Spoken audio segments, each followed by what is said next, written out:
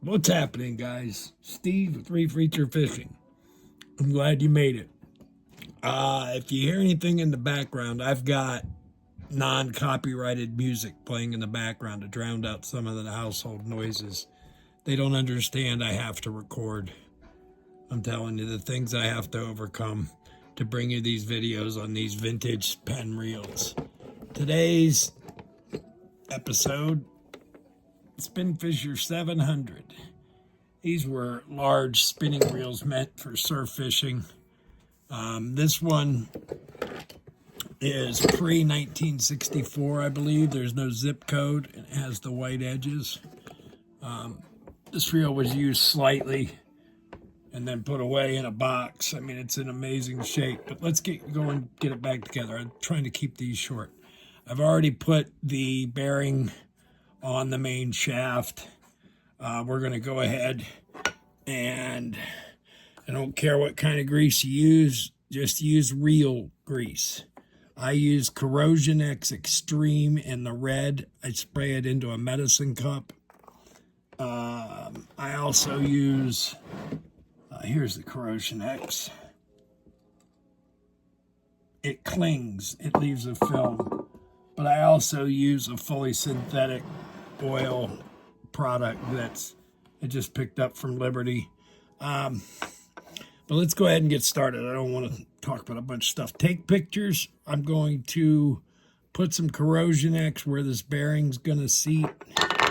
And then I'm going to take some Penn lube and put it around the rear end of the shaft.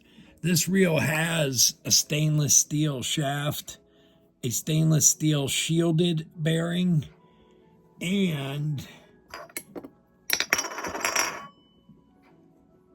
a main gear that's stainless.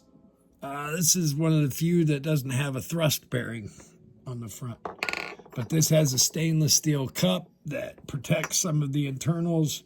It was an early design for Penn, and they didn't keep it. This is kind of a one-on-one. They didn't make these again. We're going to insert that all the while asking nicely. You see it sits firmly into here, and that's why we put that grease on there. The bearing is now situated, and this cup takes the place of the hardware that used to hold the main bearings in. Now, there's 3 different screws for this, or 2 different screws. One of them has an abnormally large head when compared with the others.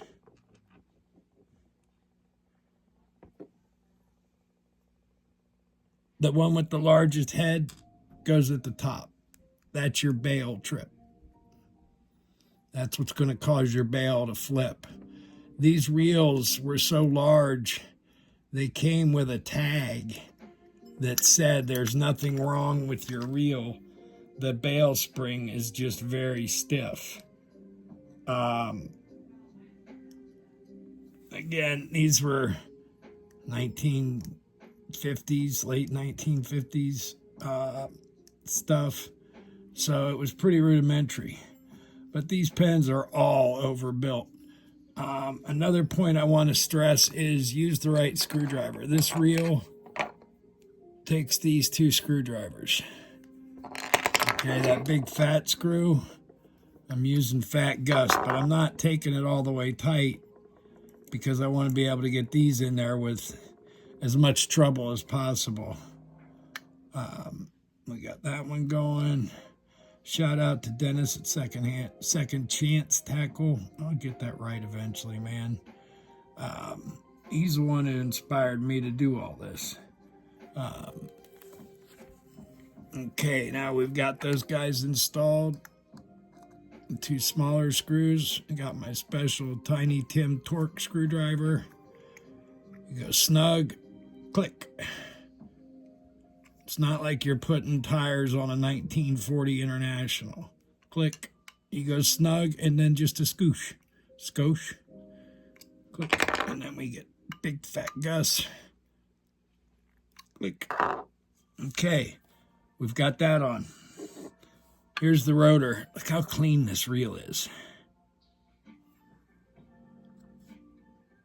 I mean, it's just amazing. But at any rate, we're going to put some more lube on because this reel is this shaft almost seems as though it's too big.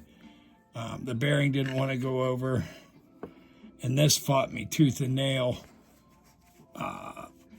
when I was trying to remove the rotor. This reel barely has any marks on it. It was never sat on its heel while someone was sipping coffee or whatever. If you like what you see, hit that like and subscribe. Maybe the notification bell, but I don't want to push it too far. One step at a time, guys. You can find me on Facebook at Reef Reacher Fishing. You can find me on Facebook at Steve Miller Reef Reacher. Or I run a group called Reel Pen Reels. Okay. We're going to grab our Adjustabiblical. Some reason I said this shaft has been, this thing is brand new. Okay, we're getting on there now.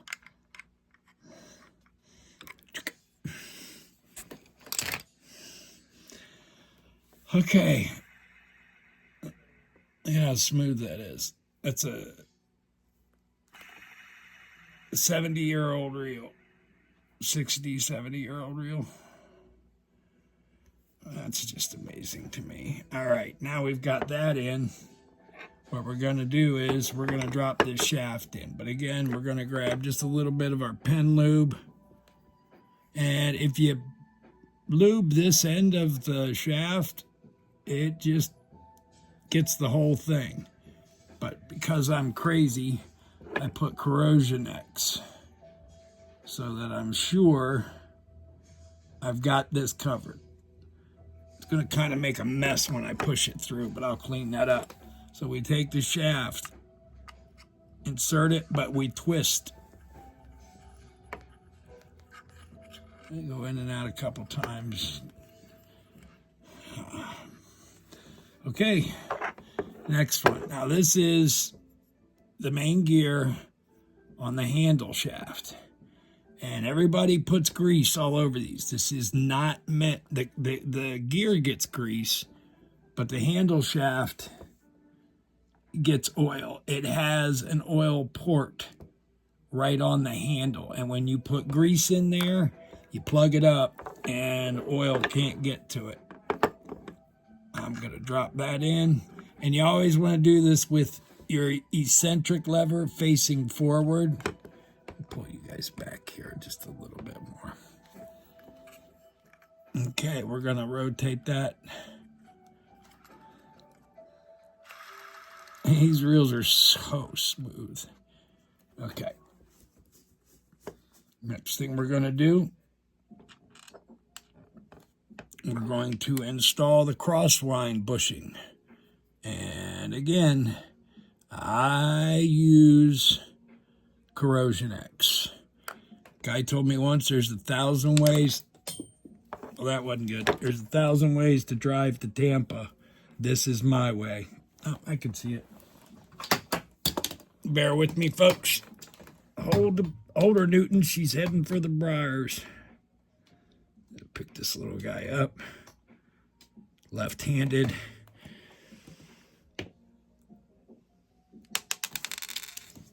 Okay. So we're going to take our crosswind bushing, as I was saying, and we're going to insert it on the crosswind post. Crosswind arm. Just because we're putting this on the interweb, I put some grease on that. Take that bushing, slide it over the end of the shaft, and place it over the crosswind bushing. These are nice because you don't have to put the cover plate screw or anything through that, into that. These have the 3 outside. But I'm making this look hard. Okay, and we center that on the hole, and then we grab the shaft retention screw up, and I dropped it in the crow's necks. Didn't mean to do that. And there I knocked over the whole board. Oh, the studio's falling apart. There we go. Drop him on there for a second. I have all these holes countersunk so I can put parts into them. I'm in a wheelchair, so I've learned to do things a little differently. But there's no reason you guys can't work on your own reels. These, especially these greenies. This is a big striped bass reel, rockfish, whatever you guys call them where you're at. Okay, now, here's the thing. We've got this thing 99.9% of the way together, and look at how it works.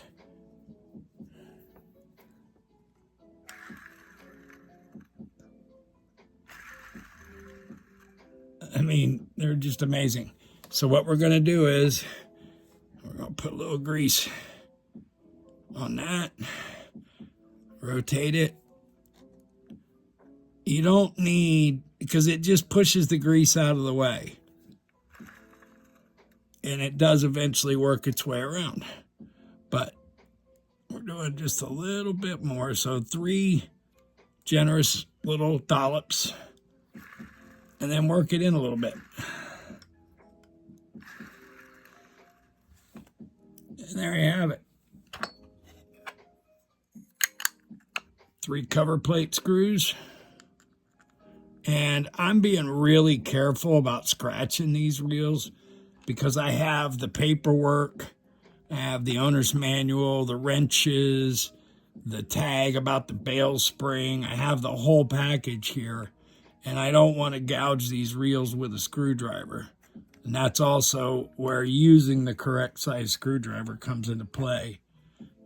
This screwdriver is an electrician's screwdriver. It flips from Phillips to straight, but it has a better grip than my Snap-ons and my Craftsman's. Sounds kind of silly, but I try to find a really good screwdriver that bites. Click, click.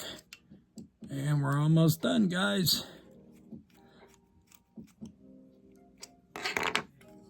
I'm working on getting a better camera, better lights, microphone. We're going to put the spool on there. And this is the only thing that looks used on this reel. Put that guy on there.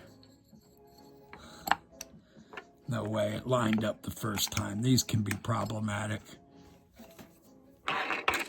And there's a small washer that goes on these handles.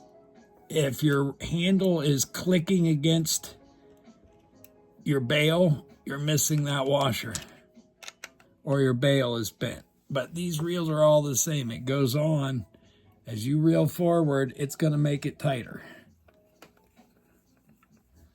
All right.